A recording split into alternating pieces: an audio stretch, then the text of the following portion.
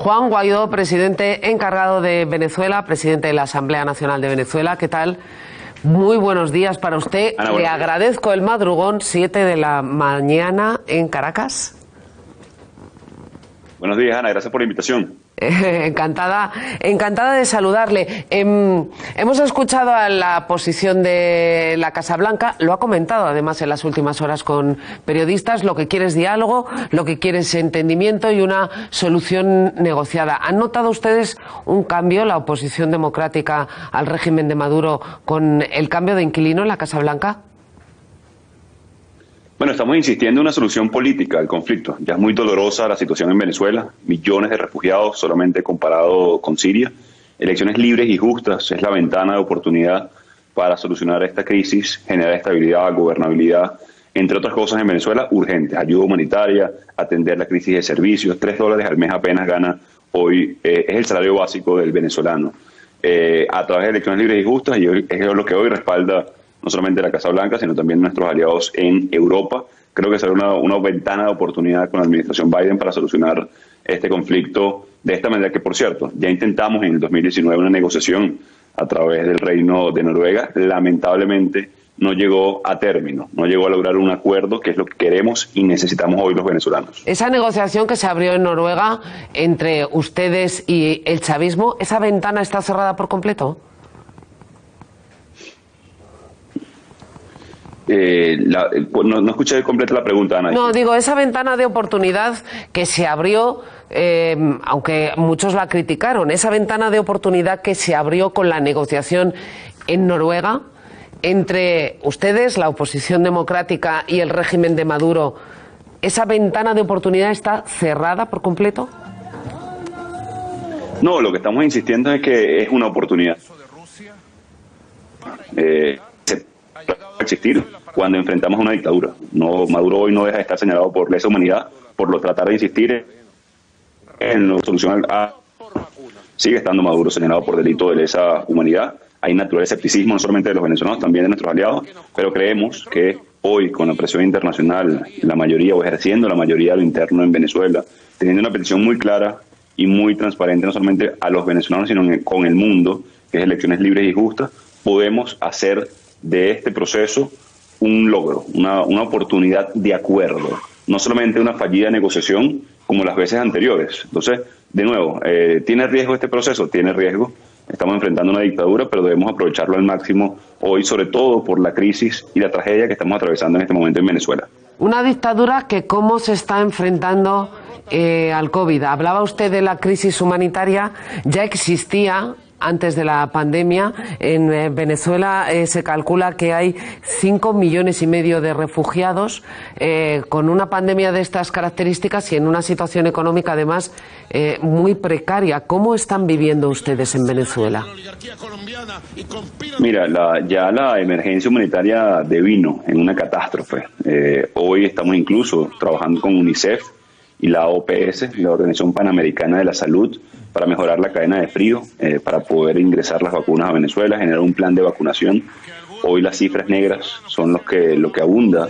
No hay ni siquiera capacidad para hacer pruebas en nuestro país. 1/3 de los muertos por COVID, de las cifras oficiales que presenta el régimen, son del sector salud, es decir, 33% de enfermeras, enfermeros, doctores, doctoras están muertos por el COVID sin ni siquiera equipos de protección personal. No ha llegado ninguna vacuna, 0 vacunas a través del mecanismo COVAX a Venezuela por la soberbia de la dictadura. No bloquearon, no permitieron la entrada de AstraZeneca simplemente por una decisión política, y lamentablemente no ha entrado ni una vacuna a través de ese sistema, y hoy está en situación muy precaria. Y adicionalmente, las pocas vacunas que han logrado ingresar a Venezuela las han utilizado para segregar a la población, para discriminar, porque piden el carnet de la patria, que es un carnet de afiliación al partido del régimen, para poder recibir la vacuna, ¿no? Y simplemente hoy lamentablemente estamos perdiendo vidas por soberbia, por negligencia de la dictadura y por supuesto por haber destruido el sistema de salud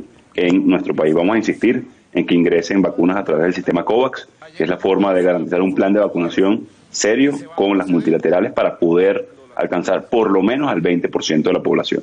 No, le iba a preguntar si se están violando los derechos humanos, más o menos, pero ya con lo que me dice usted, que hay que tener el carnet de partido para vacunarse, ya me lo está diciendo todo. Estoy acompañada aquí por Enrique, Carmelo, Cristina, son periodistas, compañeros que le quieren preguntar también. Enrique. Bueno, a mí me gustaría preguntarle qué es lo que pretenden o qué salida pretenden. Y me voy un poquito atrás en el tiempo. Usted lleva siendo presidente encargado de Venezuela desde hace ya 2 años. El poder efectivo realmente en Venezuela lo ejerce un señor que pasa por encima de cualquier criterio democrático. Si hay alguien en la oposición, o disuelve su partido, o lo encarcela, o directamente disuelve la asamblea parlamentaria y representativa del pueblo venezolano. ¿Cómo se llega a un acuerdo con alguien así? ¿Es posible la convivencia con alguien así en una democracia o imposible? No, de nuevo, y te agradezco la pregunta. Ciertamente no solamente ha perseguido, asesinado, torturado, no en vano está señalado en La Haya por la Corte Penal Internacional. Lo que no estamos confiando de ninguna manera en la buena fe de una dictadura y mucho menos de Maduro, que su intención no solamente es perpetrar lo que ha hecho durante el país, pero también perpetuarse en el poder. Ha transgredido toda norma democrática. En este momento estamos trabajando con la comunidad internacional, ejerciendo presión, logrando la mayor posibilidad y presión también a lo interno de Venezuela, en conjunto con gremios, sindicatos, sectores estudiantiles del país, las diferentes iglesias en Venezuela, para aproximar un acuerdo. Creo que no debe tomarse a la ligera en el caso de las amenazas de Maduro, en el caso de lo que ha sido la violación de derechos humanos, por lo cual, de nuevo, es una ventana de oportunidad, no es una hoy puede llegar o no a término el proceso de negociación. Por eso hemos enfocado en la palabra acuerdo y diferenciar de las veces anteriores. Creemos que hoy hay mucho más presión que en el 2019 incluso, cuando iniciamos este proceso. Creemos que hay mucho más descontento en lo interno de cada uno de los sectores que sostienen hoy todavía a Maduro. Y hablando de control, quiero hacer aquí una pequeña salvedad. Hoy Maduro no controla ni siquiera la moneda en Venezuela, en el país con las reservas petroleras más grandes del mundo. Si hoy decidiera colocar gasolina, no hay, porque sencillamente destruyeron las refinerías. Hoy la moneda en curso no es el bolívar en Venezuela. Lamentablemente, de facto, se dolarizó la economía en nuestro país. El control territorial hoy tampoco lo tiene Maduro. En Apure, hace días, secuestraron a 8 militares en ejercicio. Primera vez en la historia de Venezuela que secuestran a 8 militares en ejercicio por parte de una guerrilla, a la cual, por cierto, protege Maduro en el caso de Venezuela. La emergencia es muy grande. La seriedad con que debemos abordar este proceso y el acompañamiento que estamos pidiendo a la comunidad internacional va a ser clave también para llevarlo a término. Lograr un acuerdo va a depender de muchos factores, pero sobre todo de la presión internacional y la coalición interna en Venezuela. Me gustaría preguntarle por sus relaciones con España. Hace unos días recogió nuestro país virtualmente de manos de José María Aznar el Premio a la Libertad.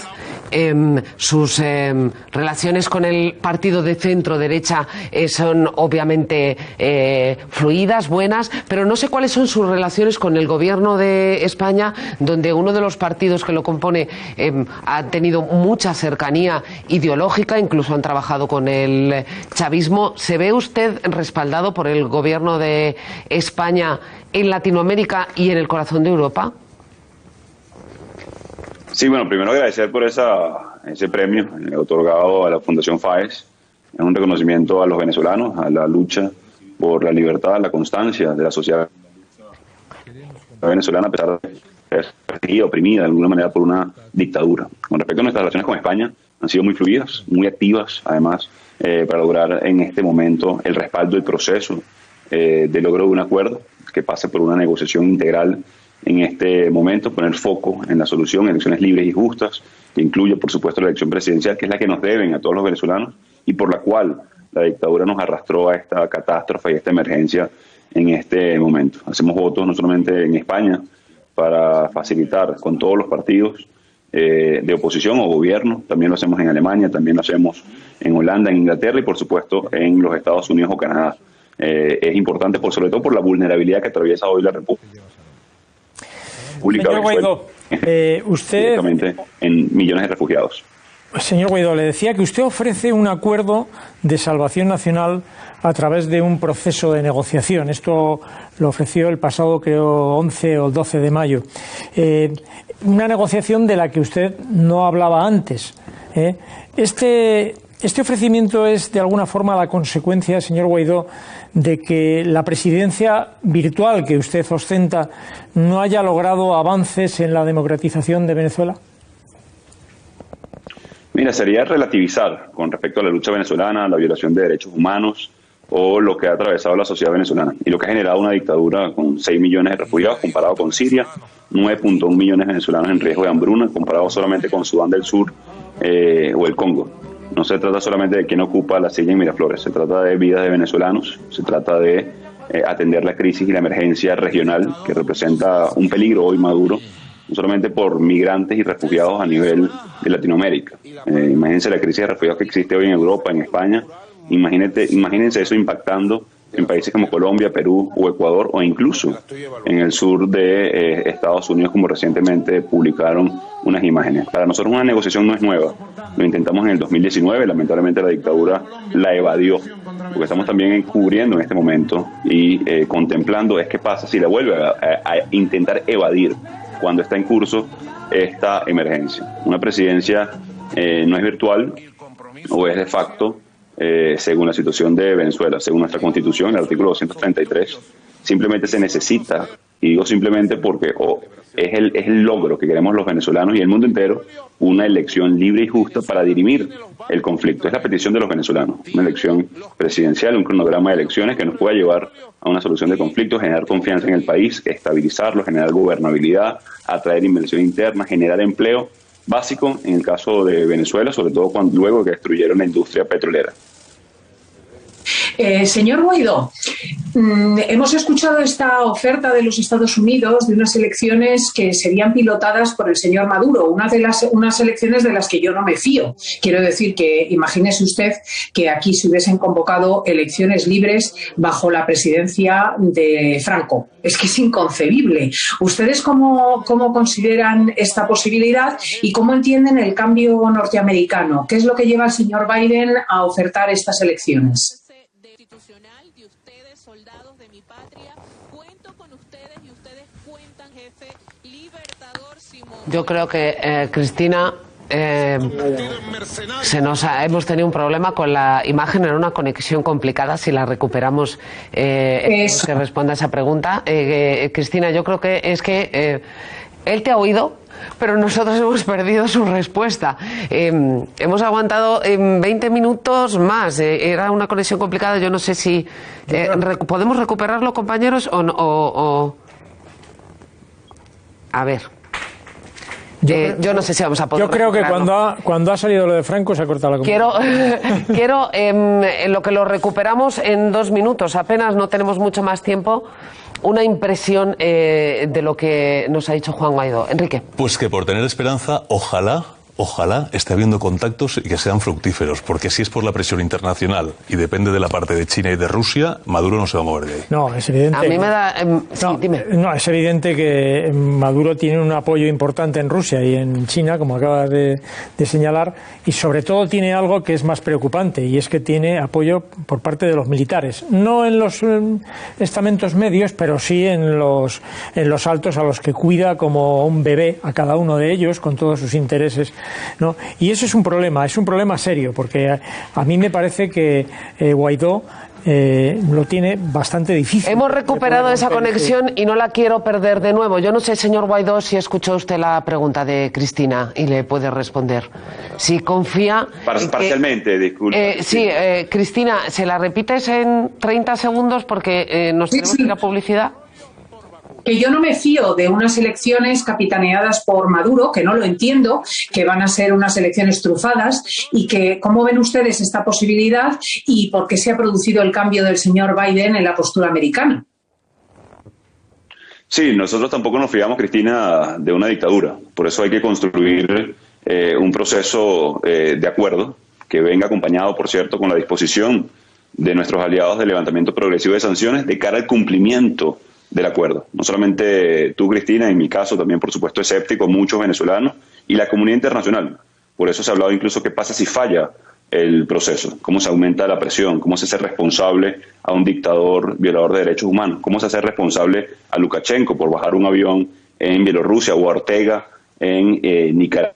Nicaragua por meter preso, por ejemplo, a Chamorro, en este caso precandidata. Hay que buscar mecanismos para innovar en la lucha democrática, para enfrentar a este tipo de dictadura, y parte del proceso contempla precisamente qué pasa si logran evadir, querer robar la elección, porque recordemos, en el 2015 ganamos 2/3 partes del Parlamento, electoralmente hablando. Judicialmente quitaron competencias, metieron preso a diputados, persiguieron a los partidos políticos, ilegalizaron los partidos políticos, y por eso nos han arrastrado, digamos, a esta crisis. Nosotros debemos contemplar esa posición, y es parte de lo que hemos contemplado con los aliados.